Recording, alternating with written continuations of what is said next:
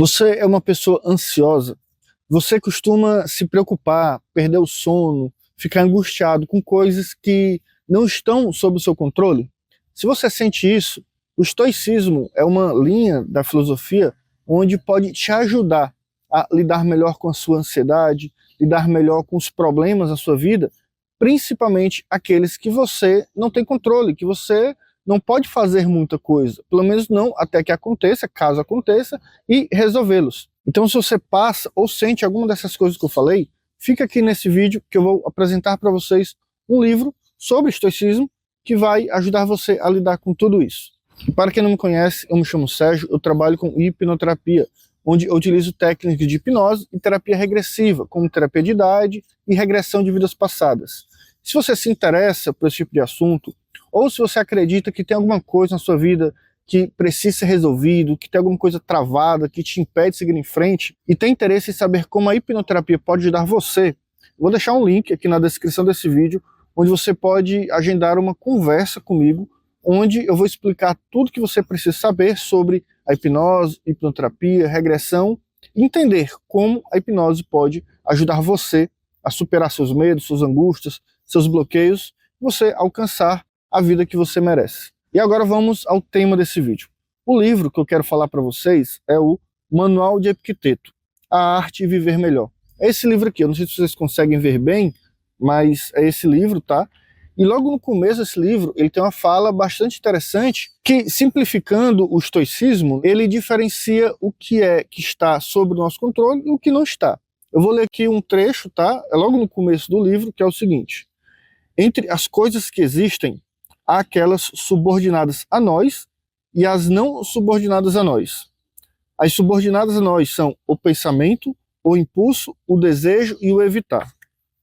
E, em síntese, todas as operações que executamos. As não subordinadas a nós são o corpo, os bens, a reputação, os cargos.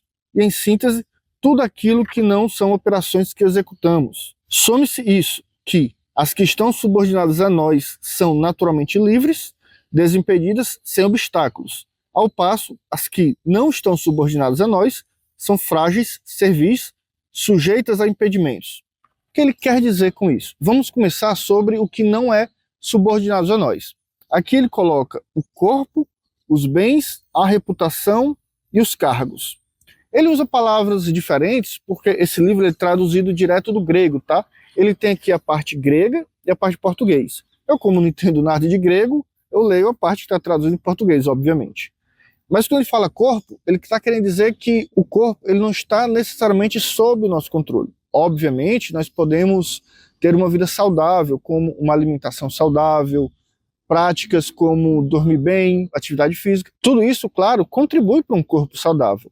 Porém, muitas vezes, mesmo assim, podemos desenvolver doenças que, mesmo tendo uma vida regrada, uma vida saudável, pode acontecer. Então ele coloca o corpo como uma situação que nós não temos um total controle.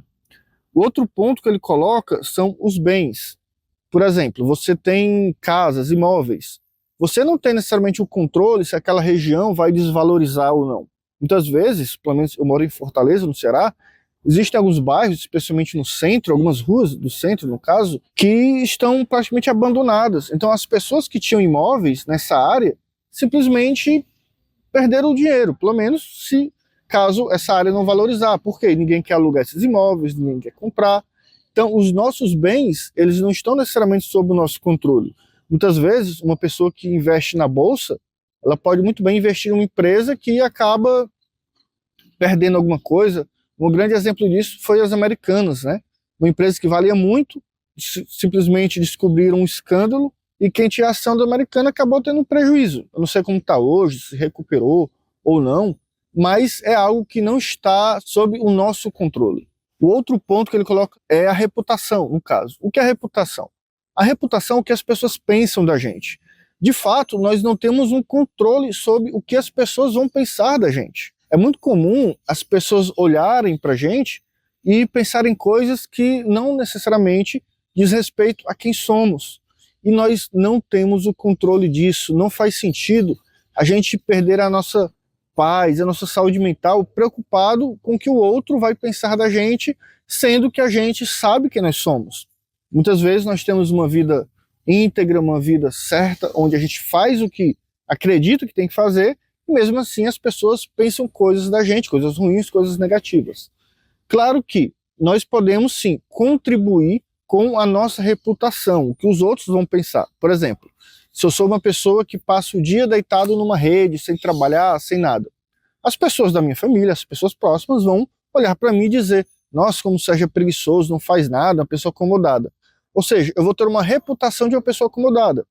Se eu trabalho muito, se eu faço de tudo, paro um pouco em casa, estou ali me esforçando para ganhar meu dinheiro, vão ter pessoas que vão dizer: nossa, o Sérgio só pensa em dinheiro, o Sérgio só quer saber de questões financeiras, não cuida da família, não faz isso, não faz aquilo.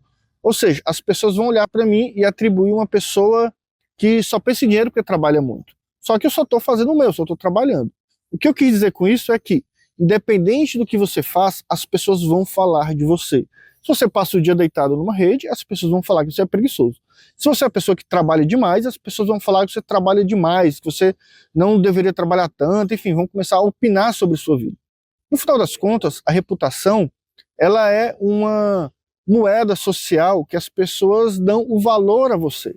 Só que você deve entender que o valor que as pessoas atribuem a você não necessariamente é o seu valor. O que o Epicteto coloca aqui nesse livro é que você não deve perder sua paz com relação às coisas que não são subordinadas a você, que não têm o seu controle, que nesse caso é a reputação. O outro ponto que ele coloca aqui são os cargos. O que é o cargo que ele se refere aqui nesse livro? Não é o cargo de trabalho, tá? O que ele coloca aqui como cargo são as atribuições que a vida lhe entrega. Como, por exemplo, cuidar de um parente doente, cuidar de ser o chefe da família, porque alguém que antes era o chefe faleceu, então isso acabou caindo sobre seus ombros. Isso são exemplos de cargos que a vida atribui a você. Responsabilidades que você acaba adquirindo meio que contra a sua vontade, você não esperava por isso.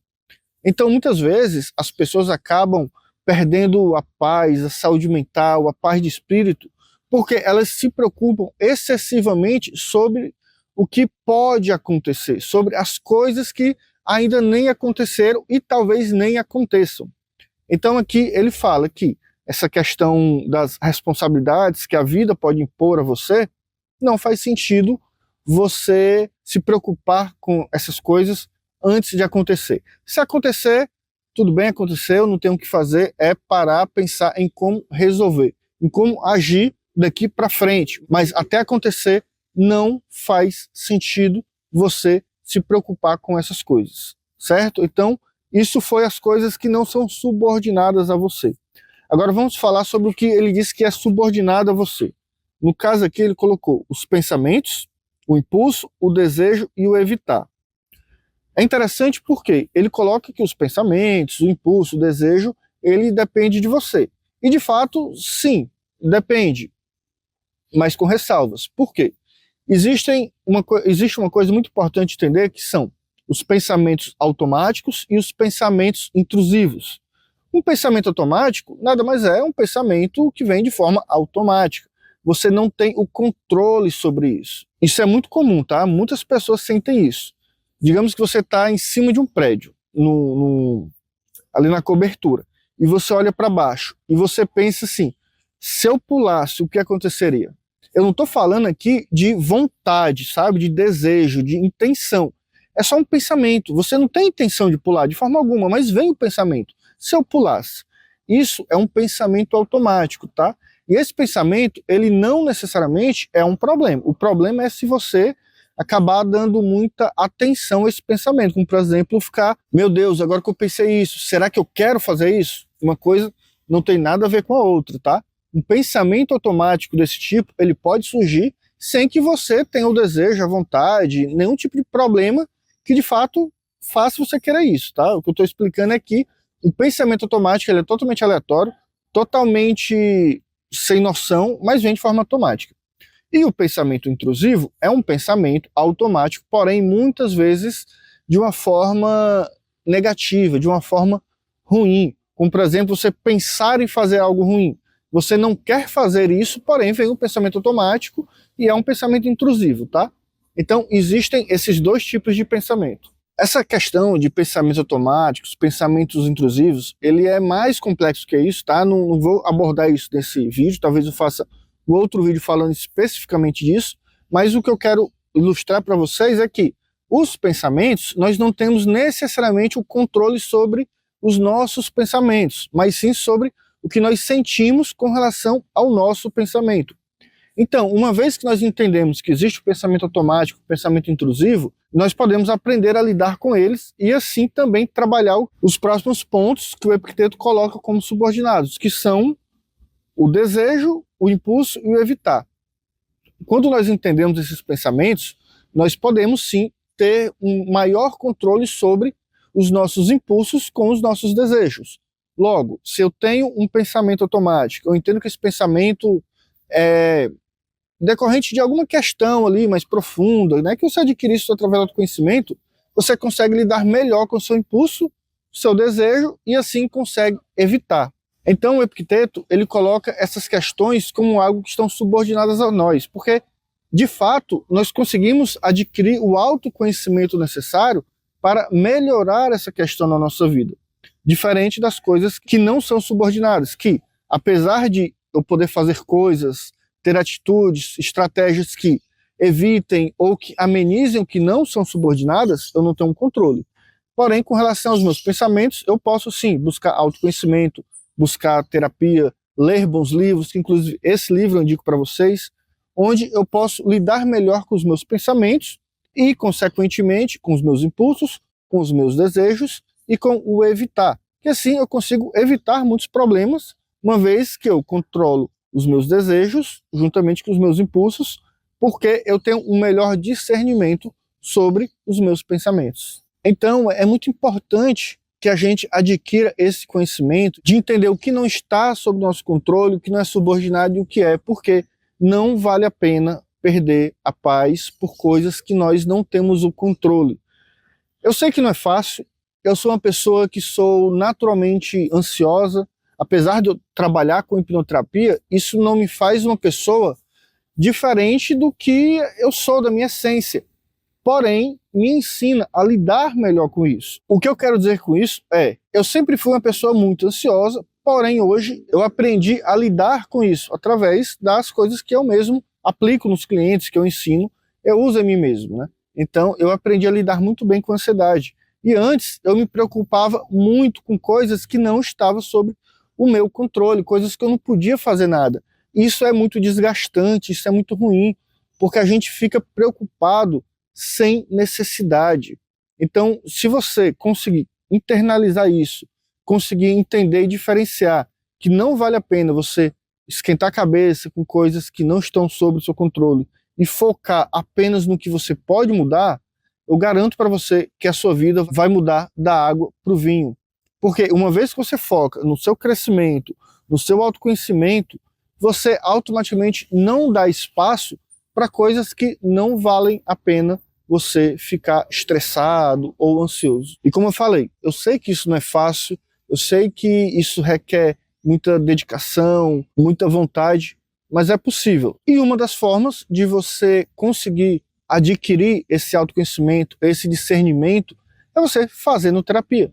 E a hipnoterapia é justamente uma terapia muito eficaz, muito eficiente para ajudar você a acessar coisas no seu inconsciente, em áreas da sua mente que você não tem acesso normalmente, de uma forma mais corriqueira. É algo que requer técnicas específicas, ferramentas adequadas para que você possa acessar essas áreas e mudar. Mas você também pode adquirir esse conhecimento através de bons livros, bons canais no YouTube. Existe muita gente boa por aí hoje na internet, a internet trouxe isso, essa democratização do conhecimento, do conteúdo, onde você tem acesso muito mais fácil do que tinha alguns anos atrás a todo tipo de conteúdo, seja bom ou ruim. Então o vídeo de hoje era esse, eu queria falar para vocês um pouco sobre esse livro, sobre a importância de separar o que está de fato sobre o seu controle e o que não está, e uma vez que você entende isso, você pode focar somente no que você pode fazer, nas coisas que estão subordinadas a você. Não esquece de deixar um comentário nesse vídeo, de curtir para que o YouTube entenda que esse conteúdo ele é interessante para você e possa entregar para mais pessoas. Um grande abraço e até a próxima.